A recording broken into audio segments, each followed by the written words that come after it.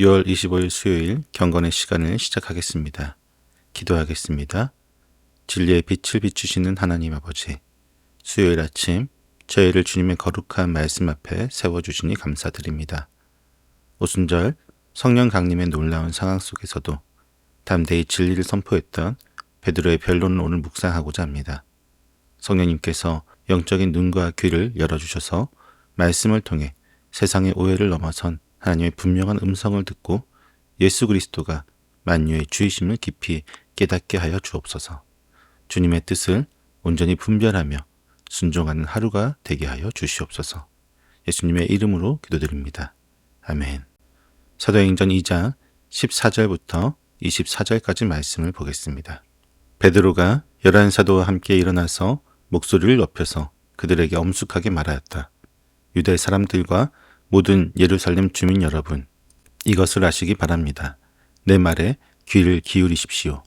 지금은 아침 9시입니다. 그러니 이 사람들은 여러분이 생각하듯이 술에 취한 것이 아닙니다. 이 일은 하나님께서 예언자 요엘을 시켜서 말씀하신 대로 된 것입니다. 하나님께서 말씀하신다. 마지막 날에 나는 내 영을 모든 사람에게 부어주겠다. 너희의 아들들과 너희의 딸들은 예언을 하고 너희의 젊은이들은 환상을 보고 너희의 늙은이들은 꿈을 꿀 것이다. 그날에 나는 내 영을 내 남종들과 내 여종들에게도 부어주겠으니 그들도 예언을 할 것이다. 또 나는 위로 하늘에 놀라운 일을 나타내고 아래로 땅에 징조를 나타낼 것이니 곧 피와 불과 자욱한 연기이다. 주님의 크고 영화로운 날이 오기 전에 해는 변해서 어둠이 되고 다른 변에서 피가 될 것이다. 그러나 주님의 이름을 부르는 사람은 구원을 얻을 것이다. 이스라엘 동포 여러분, 이 말을 들으십시오. 여러분이 아시는 바와 같이 나사렛 예수는 하나님께서 기적과 놀라운 일과 표징으로 여러분에게 증명해 보이신 분입니다. 하나님께서는 그를 통하여 여러분 가운데서 이 모든 일을 행하셨습니다. 이 예수께서 버림을 받으신 것은 하나님이 정하신 계획을 따라 미리 알고 계신 대로 된 일이지만 여러분은 그를 무법자들의 손을 빌어서 십자가에 못 박아 죽였습니다. 그러나 하나님께서는 그를 죽음의 고통에서 풀어서 살리셨습니다. 그가 죽음의 세력에 사로잡혀 있는 것은 있을 수 없는 일이기 때문입니다. 아멘. 마가의 다락방에 모여 기도하던 제자들에게 약속하셨던 성령께서 임하셨을 때 그 현상은 가히 충격적이었습니다. 불의 혀같이 갈라지는 것이 각 사람 위에 임했고 그들은 성령의 충만함을 받아 다른 언어들로 말하기 시작했습니다. 이 놀라운 광경은 예루살렘에 모여있던 많은 사람들의 이목을 집중시켰습니다. 각기 다른 지방에서 온 유대인들은 제자들이 자신들의 태어난 지방의 언어로 하나님의 큰일을 말하는 것을 듣고 깜짝 놀랐습니다. 하지만 이 기이한 현상에 대한 반응은 두 갈래로 나뉘었습니다. 어떤 이들은 놀라며 어찌할 바를 몰랐지만 또 어떤 이들은 새 술에 취하였다고 비웃었습니다. 성령 충만으로 인한 현상을 술 취함으로 오해한 것입니다. 베드로는 11사도들과 함께 일어나 목소리를 높여 엄숙하게 말했습니다. 그는 유대 사람들과 예루살렘의 모든 주민들에게 지금 일어나고 있는 일이 무엇인지 명확히 알기를 요청하며 자신의 말에 귀 기울여 달라고 했습니다. 베드로는 지금은 아침 9시입니다.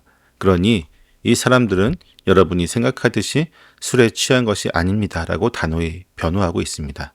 베드로는 다른 사도들이 뒤에서 지원하는 가운데 공개적으로 발언하며 그들의 대변인으로서 행동합니다. 그의 발언은 성령으로 충만한 사람의 역사로 간주되는 영감에 찬 것이었습니다. 그는 청중의 오해를 바로잡는 것을 설교의 첫 임무로 삼았습니다.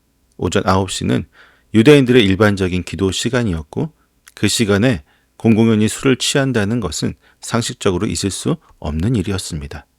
특히 오순절과 같은 엄숙한 절기에는 더욱 그러했습니다.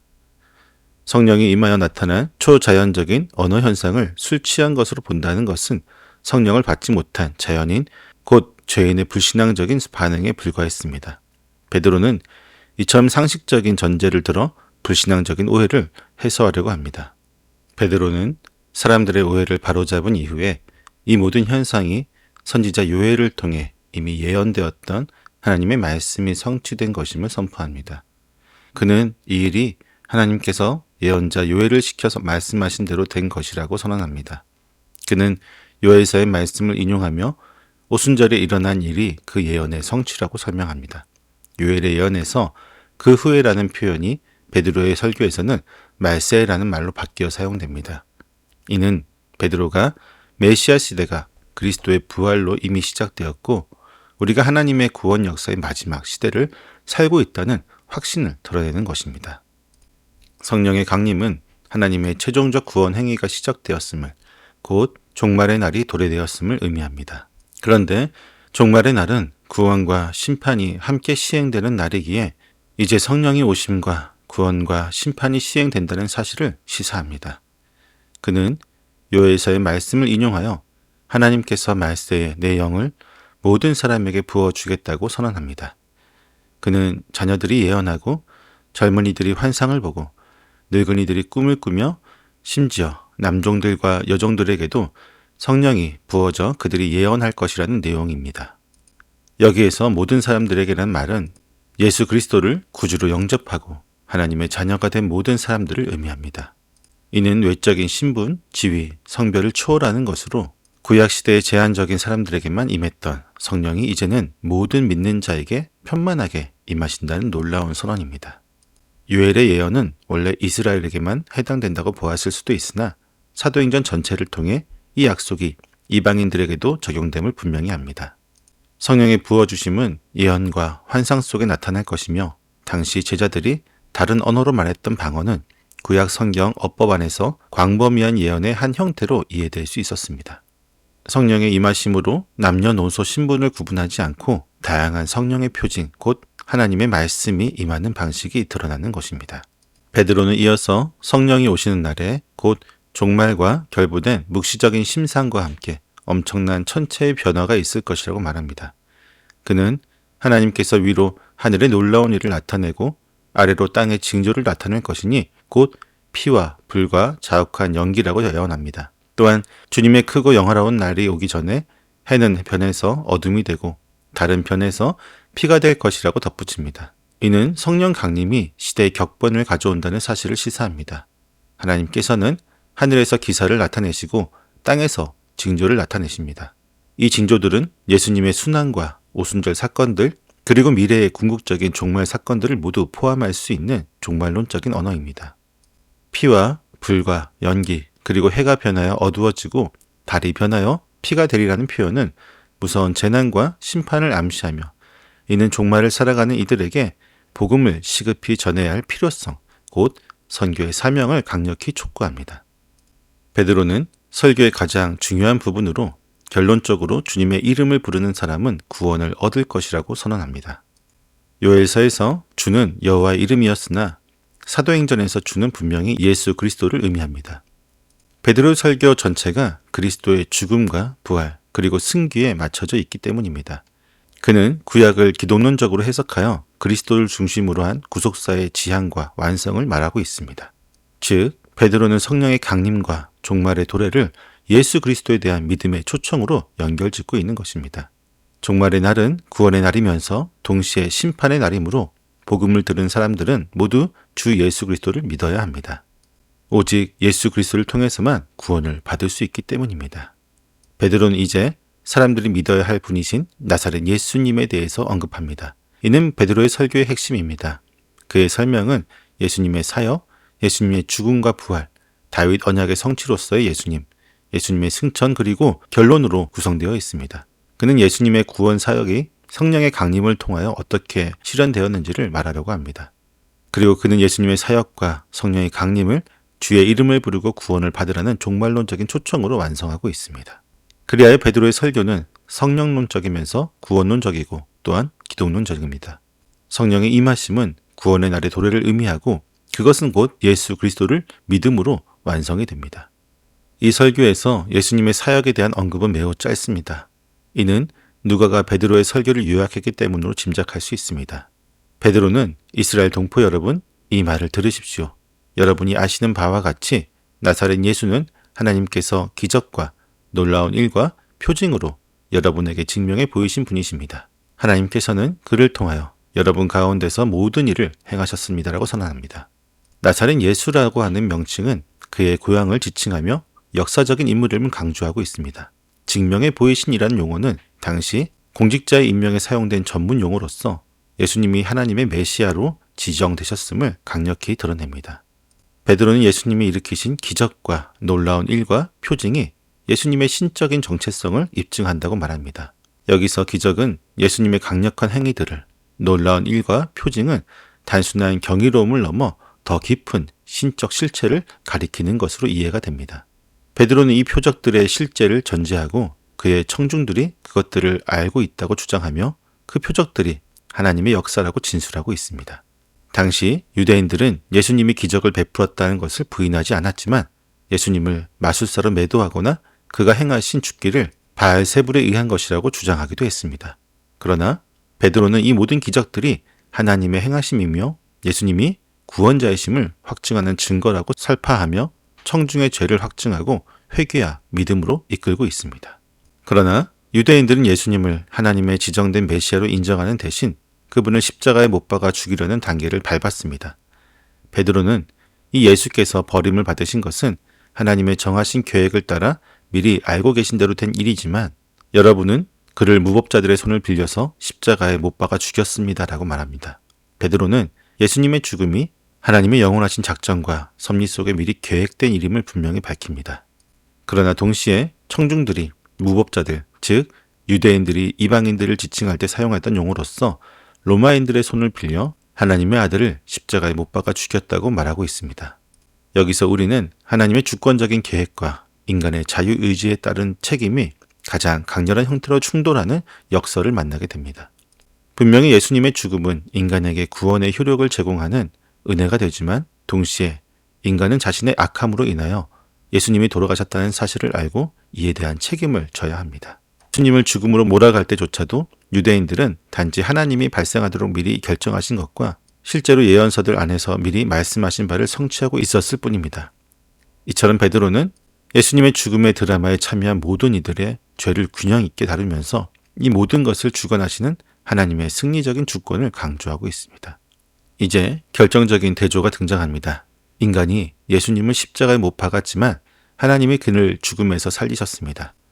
이것은 초기 기독교 복음의 핵심적인 두 번째 요소입니다.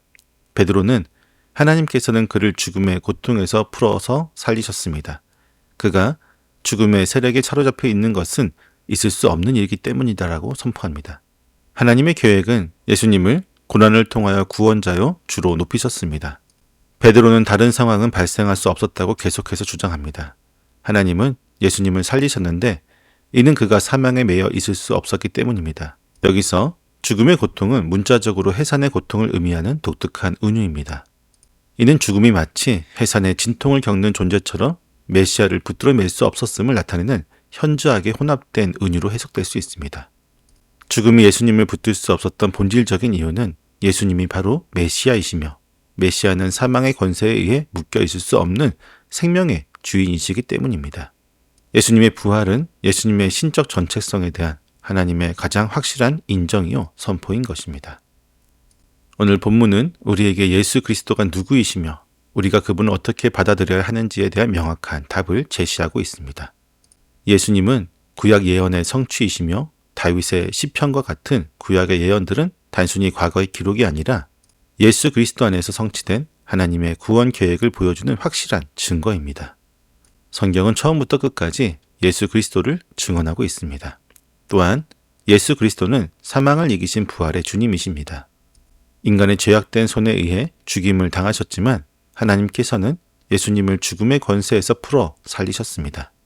그분은 사망에 매여 있을 수 없는 생명의 주인이시며 이 부활이야말로 예수님이 하나님의 아들이심을 확증하는 가장 강력한 증거가 됩니다. 궁극적으로 예수 그리스도는 만유의 주와 그리스도가 되십니다. 부활하시고 승천하여 하나님의 보좌 우편에 앉으신 예수님은 이제 모든 이름 위에 뛰어난 이름, 곧 만물의 주권자이신 주님이 되셨습니다. 그리고 그는 약속된 메시아, 곧 그리스도이십니다. 우리가 지금 경험하는 성령의 역사는 바로 이 주와 그리스도가 되신 예수님께서 보내신 선물입니다. 베드로의 설교는 우리에게 이 모든 진리를 선포하며 강력한 도전을 던집니다. 과거 예루살렘의 청중들처럼 우리 역시 예수님을 배척했거나 온전히 주로 인정하지 못하는 모습이 있지는 않습니까? 성령의 역사는 바로 이 예수님을 주와 그리스도로 믿게 하고 그분께 순종하며 살아가도록 우리를 이끌고 있습니다. 오늘 우리가 예수님을 우리의 삶의 진정한 주님과 그리스도로 온전히 영접하고 그분의 이름을 부름으로써 구원의 은혜를 누리며 살아갈 수 있기를 간절히 소망합니다. 기도하겠습니다. 모든 지혜의 근원이신 하나님, 베드로의 담대한 설교를 통해 성령 강림의 참된 의미와 예수 그리스도의 구원 사역을 깨닫게 하시니 감사합니다. 성령의 역사를 술 취함으로 오해했던 이들처럼 저희 또한 주님의 일하심을 인간적인 잣대로 판단하거나 불신했던 연약함을 회개합니다. 우리의 구원을 위해 이 땅에 오신 예수님이 메시아이시며 사망 권세를 이기고 부활하신 만유의 주님이심을 다시금 믿음으로 고백합니다. 저희가 날마다 성령의 충만함을 간구하며 주님의 이름으로 구원을 얻는 진리를 삶으로 증거하게 하옵소서.